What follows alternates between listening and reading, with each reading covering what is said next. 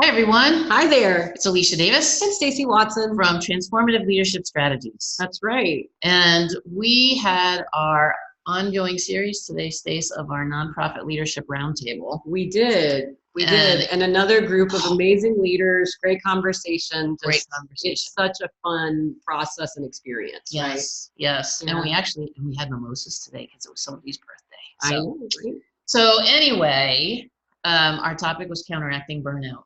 Yes. But doing it differently than I think what other people talk about, right? Yeah. This really unique lens of looking at it through how we can get clear about roles and then how that ties into people being accountable. Exactly. Well, we started out by talking about burnout and stress. Yes. And in fact, the World Health Organization has just created a new diagnosis of burnout, which will be in the ICD-11. And it's interesting because they really are focusing on burnout from a workplace perspective. Yep.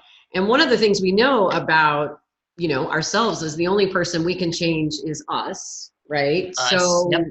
Part of the conversation was really talking about how does burnout show up for us as individual leaders. Right. And it's this whole distinction between for us as leaders and then how do you support your team? Exactly. But first and foremost, what are you looking for? Exactly. And one of the takeaways that people found really interesting and useful was there is a difference between stress and burnout. Yes, which really I think most of us had never thought of before. Yeah, and there's actually like in the helping profession, there's stress, then there's compassion fatigue, vicarious trauma, moral distress, and burnout. So there's a spectrum. And what we were talking about today though was the difference between stress and some of the signs and symptoms, right? It's like, we all kind of feel general anxiety, right? Or overwhelm about things, or just feeling like we don't have a whole lot of energy, or, we might feel like some heart palpitations, right? Everybody shows stress differently, but we're doing and we're engaged, right? Right.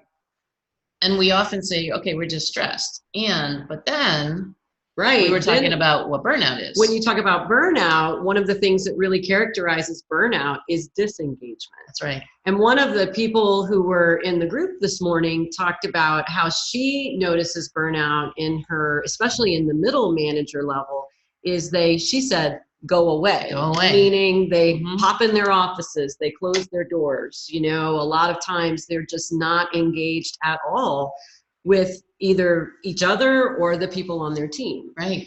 And so it was just an interesting way to think about, if someone is at the point of burnout, they're pretty far down that continuum.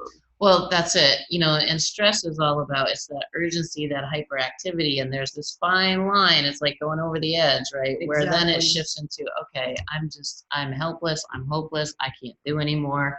Right. And it can be very insidious. Yes. One of the people that was in the room was like, oh, I didn't think that was burnout. I thought I was just stressed. Right.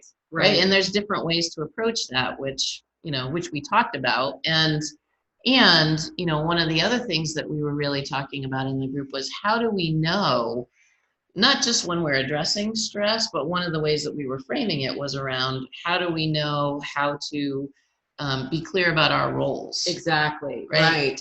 And we talked a lot about, in organizations where maybe there aren't a lot of employees, or maybe there are a lot of different activities going on within the organization, sometimes roles can be a little blurry, right? Sure. Like especially in nonprofits, right? Exactly. I can have a lot of different tasks on my to-do list, some of which I knew when I signed up and some of which just got added along the way.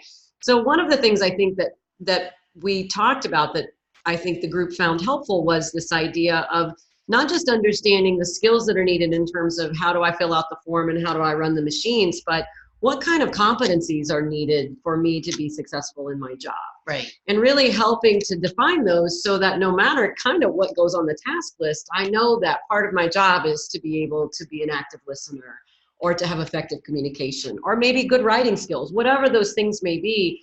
Sometimes that might be an easier task for leaders to help, new people or people shifting into new roles orient into their job. That's right. And helping people grow, right, versus just teaching them a skill. Exactly. And one of the folks that was in the group was talking about, well, I just don't have time. Well, the aha I think that was really powerful for her was that as she's walking into the building. Yes. Right. She's walking in, and anywhere between 20 minutes to an hour it takes her to get to her desk, because what is she doing? She's making connections.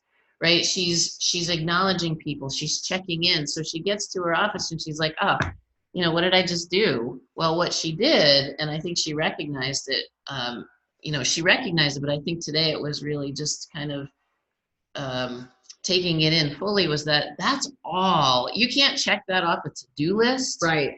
But it makes her feel really filled up. Right. And it makes her staff and the people that she's working with feel acknowledged and recognized and engaged with. And we know that that's the recipe for success. And that sort of led us to the last part of the conversation today, which was, how do you measure success? And sometimes measuring success isn't about how many checkboxes are on the to-do list. For her, and I think for many leaders, measuring success is, how well are you connecting with, engaging with, supporting the people in your organization that are on your team and others within the organization. We know people leave managers faster than they leave jobs. That's right. right. So That's right.